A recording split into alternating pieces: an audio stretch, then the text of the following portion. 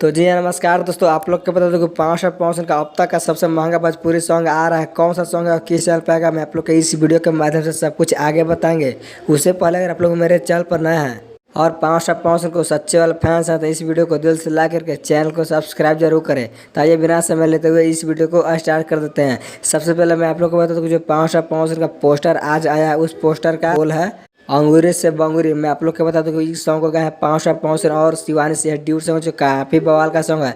इस सॉन्ग को लिखे हैं आयुष राजगुप्ता और म्यूजिक की बात की तो इस सॉन्ग में म्यूजिक दिए आशुतोष तिवारी जो काफी बवाल का म्यूजिक देते रहते हैं। इस सॉन्ग का आज पोस्टर रिलीज कर दिया गया है और कल टीजर रिलीज कर दिया जाएगा और उसके बाद पता चलेगा कि इस सॉन्ग कब रिलीज करना है। तो आप लोग इस सॉन्ग को देखने के लिए इंतजार कीजिए, क्योंकि 5 बहुत ही इस सॉन्ग को मेहनत करके बनाया है और यह सॉन्ग काफी दिन से शूटिंग चल रहा था।